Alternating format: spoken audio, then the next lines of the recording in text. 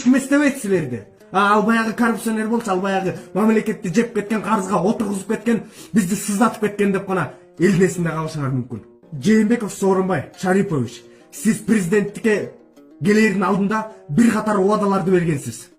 Коррупционерлерди жок кылам. Кыргызстанда 35 коррупционер бар. Алардын баарын по фамилияна билем дегенсиз. Кана ошол 35 коррупционер? Алар кайда?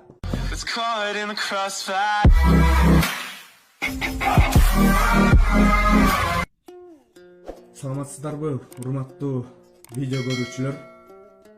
Аты жөнүм Эдил Уланбеков. Кыргыз Республикасынын жараны катары өлкө башчысы президентибиз Жээнбеков Сооронбай Шариповичке, өкмөт башчыларга, эл өкүлдөрүнө, жалпы ошо бийликте отурган, эл башкарган, журт башкарган биздин башкаруучуларыбызга менин кайрылуум. Мен бул видео аркылуу эч кандай лайк же көрүүчү, же кандайдыр бир терс максатта эмес, ушул үнүм сиздерге жетер деген үмүт менен ушу видео аркылуу кайрылуу жасап отурам.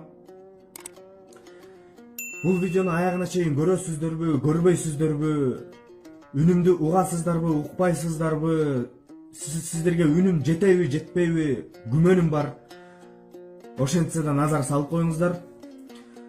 Урматтуу президентибиз, өкмөт башындагылар, эл өкүлдөрү, тарыхыбызга кайрылсак, мынакей Исхак Разаков, Жусуп Абдрахманов, Турдакун Усубалиев өңдү эл башында туруп, эл үчүн, мамлекет үчүн деп ак кызматын кылган инсандарыбыз бар. Сиздер эмне үчүн андай иш кыла албайсыңар? Эмне үчүн мамлекет үчүн деп, эл үчүн деп ак эмгегиңерди, ак кызматыңарды кылып, мамлекетти өнүктүрө албайсыңар? Элдин бейпил жашоосуна шарт түзө албайсыңар? Мынакей, силердин элдин акчасын жеп, мамлекеттин казынасын тоноп, байып жатканыңыздарды сокур дагы көрүп турган маал. Ошондой убак. Баарына айкын.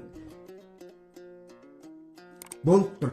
Ошентип байып, билтейген үйлөрдү салып, кычыраган машиналарды айдап, жыргалчылык жашоодо жашай бергиле. Ал баардык нерсе убактылуу. Акыры бул дүйнөдөн өтөсүңөр.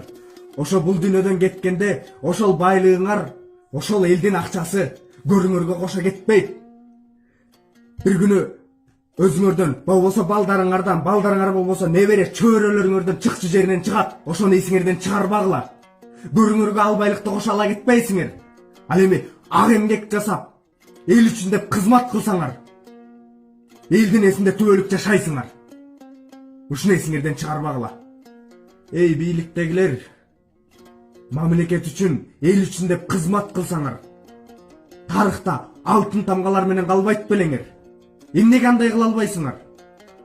Жеп, жутуп, мамлекеттин казынасын тоноп, мамлекетти карызга батырып, биздин келечегибизди, мамлекеттин келечегин талкалап,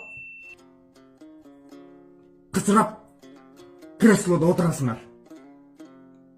Мынакей, менин жашым 17-де. Мен сыяктуу мамлекетти өнүктүрөбүз, эл үчүн кызматыбызды кылабыз деп билим алып, өсүп келе жаткан жаштар көп. Бирок ошо биз чоңоюп, мамлекетти өнүктүрүп, элдин көйгөйлөрүн чечкиче, мамлекет жок болуп кеткен атпайбы? Силер мамлекеттин түбүнө жетип жок кылган атпайсыңарбы? Бизге андай жок мамлекеттин кереги эмне? Мындай сөз бар. Уктап жаткан мамлекет жок болуп ойгонот же кул болуп ойгонот дейт. Биз азыр уктап жатпайбызбы? Силер уктатып атпайсыңарбы? Мамлекетте бир катар көйгөйлөр толтура. Карызыбыз андан бешбетер. Эртеңки күнү карызыбызды кечпесек, эмне? Жерибизди алып коюшабы? Жери жок кылабызбы? Бизге андай мамлекеттин кереги эмне? Карызды эмне бизге үйүп кеткен тасарбы? Мына мен балдарыңар менен эле теңмин. Бийликтегилер, ошо карызды эмне, мамлекеттин карызын балдарыңардын мойнуна илип кеткен атасыңарбы? Кийинки урпакка эмне дейсиңер? тарыхка эмне деп жооп бересиңер силер? Биз эмне мамлекетти жеп жуттук, тонодук, мамлекетти жок кылдык деп жооп кайтарасыңарбы? Өлкөдө маселе деген нерсе толтура. Мына чек ара маселеси. 2 күндүн биринде чек арабызда ызы чуу, эл кыйналып жатат. Чек ара маселесин чечип бир. Зым менен болсо да коруп койсоңор болбойбу? Өзбек, тажик тараптар чек арасын бери кысып, күн сайын жерибизди алып келе жатат. Казактар тиякта ишкерлерибизди өткөрбөй, чек арасын жаап салып, билгениндей ачып жаап элди кыйнап атат. Андан жөнөкөй карапайым эл, үй бүлөсүн багам деген эл кыйналып аткан кези.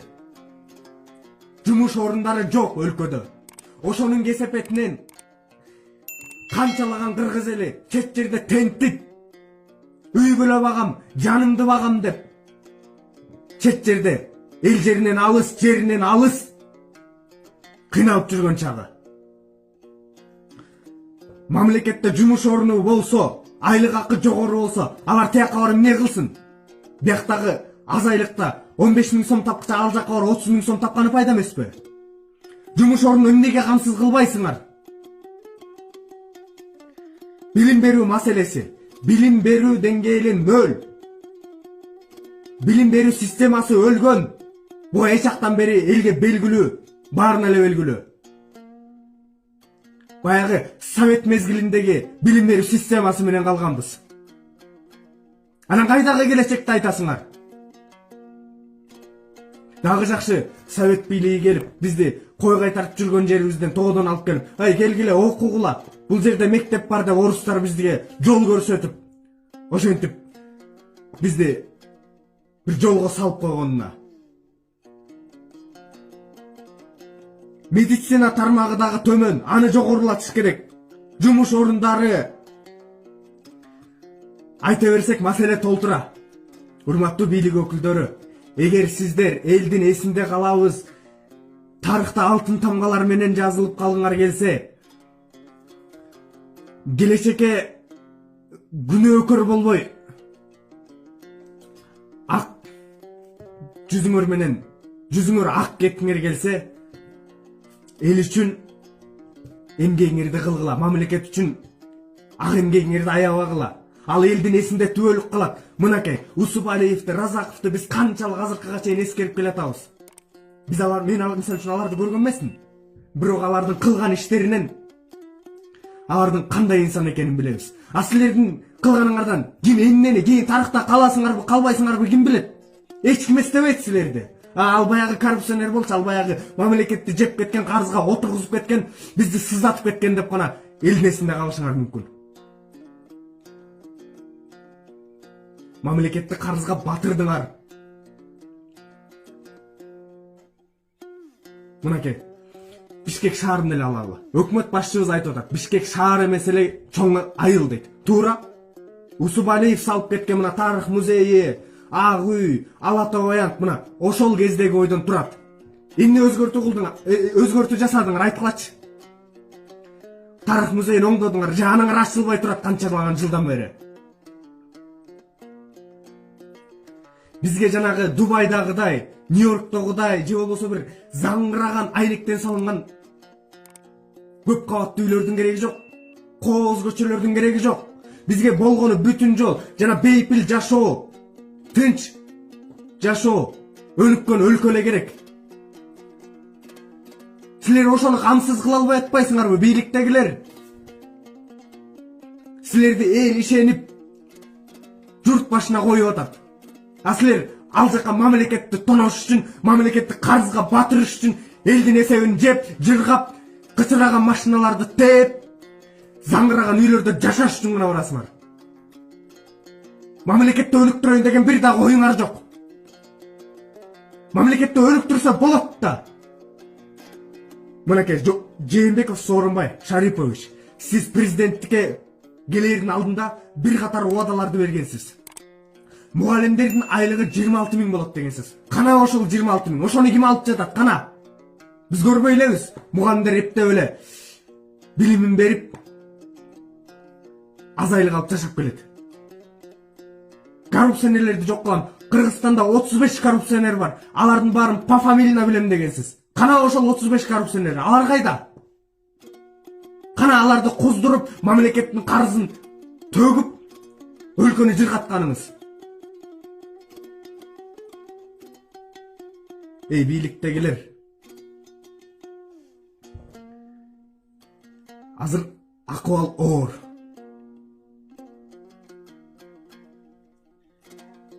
Мынакей, тил маселеси дагы өтө начар акыбалда.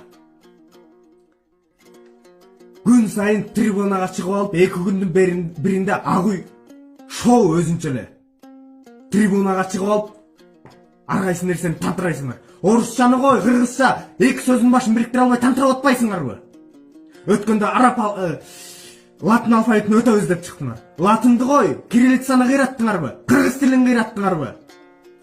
Жазган китептериңер жана чыгарган китептериңердин баары толгон токой ката, аттестатыңар ката, кайсарыңар канан алфавитти өзгөртөбүз дейсиңер. Жазган документ, иш кагаздарынын баары орусча. Орус тилин расмий тил кылып койгонсуңар. Кыргыз тили эртеңки күнү жок болуп кетсе эмне кыласыңар?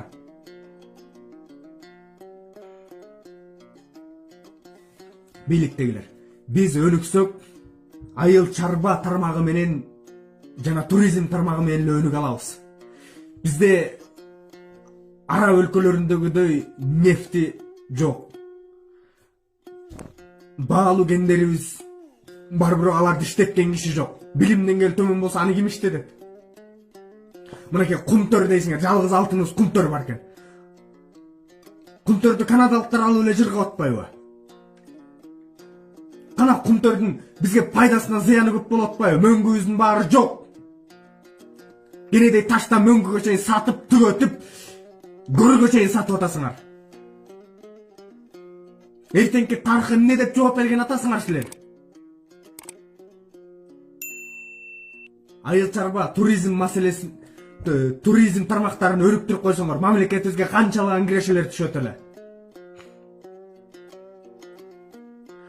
Айта берсек, көйгөй деген нерсе көп. Бирок аны жасай тургандар акыбалыңар бул. Жана башында айткандай, биз сыяктуу жаштар өсүп, мамлекетти өнүктүрөбүз дегенче силер мамлекетти жок кылып, карызга батырып, сызга отургузуп кеткен атпайсыңарбы? Урматтуу кыргыз эли, мамлекеттин бүгүнкү күндөгү абалына бул бийликтегилер эмес, эл дагы күнөөлүүбүз. Добушуңарды 1000 сом үчүн сатасыңар.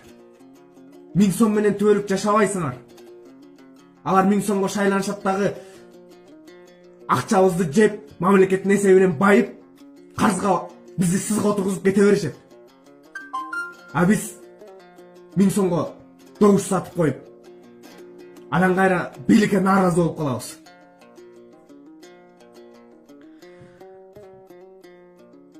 Өнүгүүгө кезек келди. Кезек келмек түгүл өтүп баратат. Мынакей эгемендүүлүктү алгандыгыбызга 29-30 жылдын жүзү болуп келатат. Ошол 30 жылда эмнеге жетиштик? Баарын талап тонуп, мамлекетти карызга батырып,